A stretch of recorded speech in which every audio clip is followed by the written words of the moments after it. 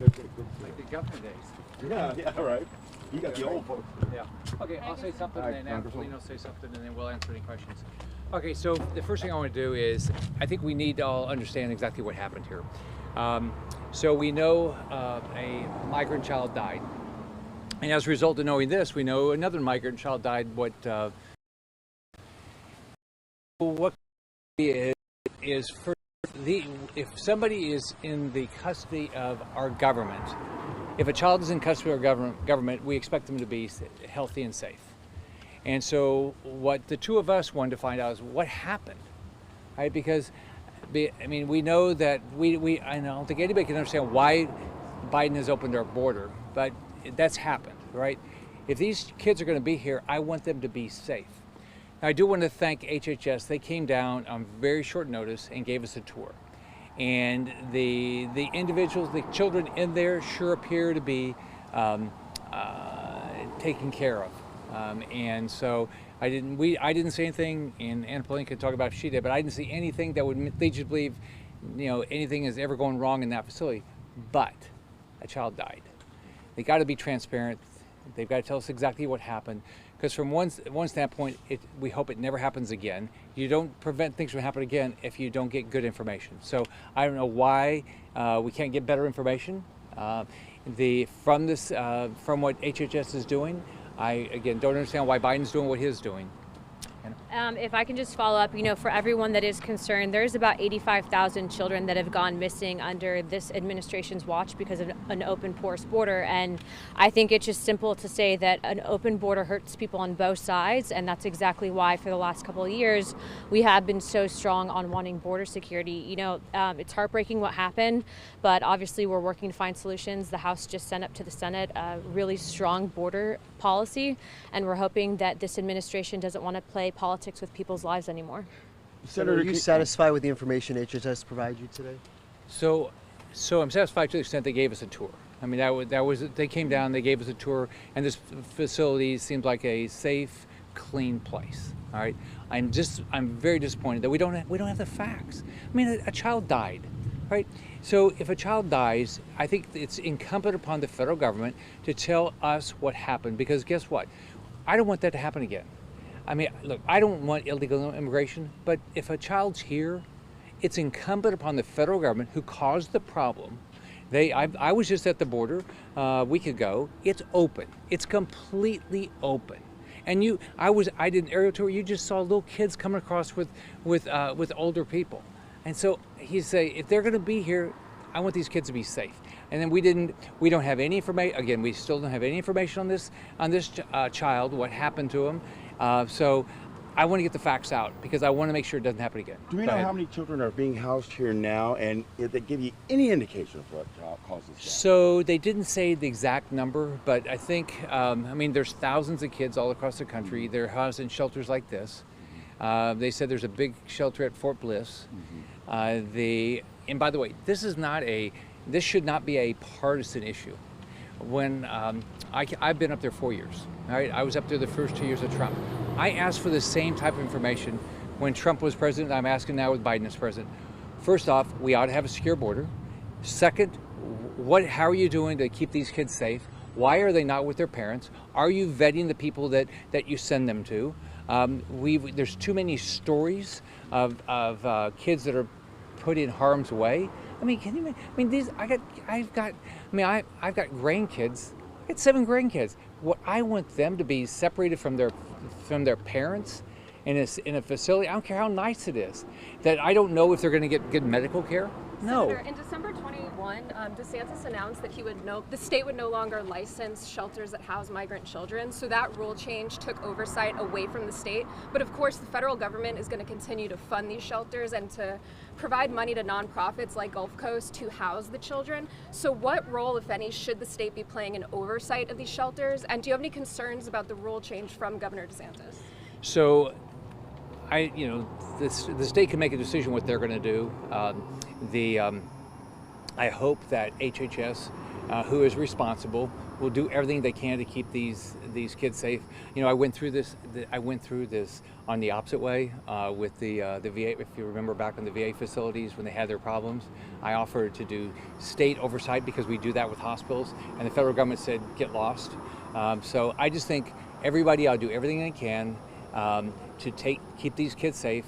I don't know, you know, you'd have to ask the state why they did what they did. I don't know. Anna, If I can just jump in real quick, ultimately they're receiving federal funds, so ultimately I think it's going to be Congress that can provide the correct oversight to that. But let's be clear about something. These migrant children would not be here and would not be at risk if we did not have the policies in place that we currently do. And that is why it's so important for people to realize that poor legislation does have consequences. This is not partisan. I've been saying this for a really long time. Open border hurts people on both sides, and we're seeing that right now. You said a list of questions. Can I just add something? Just here, think about what's happening. What you hear all the time is the fact that there's people who want to leave these other countries because they've got despicable governments. That's really true. Okay? Cuba, Venezuela, Nicaragua, and there's other places, right? So step one, our federal government, which is run by the executive branch, should be building relationships to get better government. That's not happening. There's not one thing that the Biden administration is doing that is trying to get better government in any of these places. So that's step one. Step two, the border was not open when Biden took office. The border was closed. Right? And it took a lot of effort. And by the way, it wasn't done. So I've been, I don't know if Anna, you've been there a bunch of times, but I've been there a bunch of times now, 3 times just since Biden took office. You go and you just don't get it. It just doesn't make any sense to you. Why would you put the border open? There was a wall. They just decided not to put up the gates. But children are coming and let me just say, what you get, you go, we get to the point where a child died. But why is all these things happening? Why wouldn't the executive branch, which is Biden, why wouldn't he do the things? Finish the wall, turn on electricity where we have lights and You sent a list of questions. You sent a list of questions that you wanted answered. Who did you send them to, and what kind of answers do you expect to get back from that? So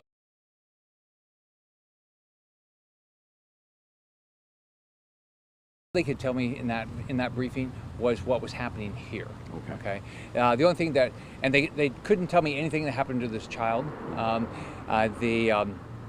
So which is disappointing. I mean, what I told them is, as governor, we went through, you know, the mass shootings we went through Zika, we went through hurricanes, all this stuff. Your job is to get people good information.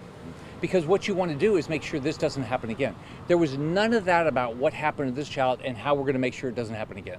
Doesn't Congress bear some of the responsibility for the situation of the border, given its inaction over the last few decades of immigration? If I can just talk on that, yeah. Look, yesterday, literally 2 days ago, we just passed one of the strongest, most conservative border bills that we've seen in the last 40 years. To be clear, previous to 2016, Democrats had the exact same positions on border security that Republicans did. You can find Obama quoting, "Don't come here, you're going to get hurt in the process."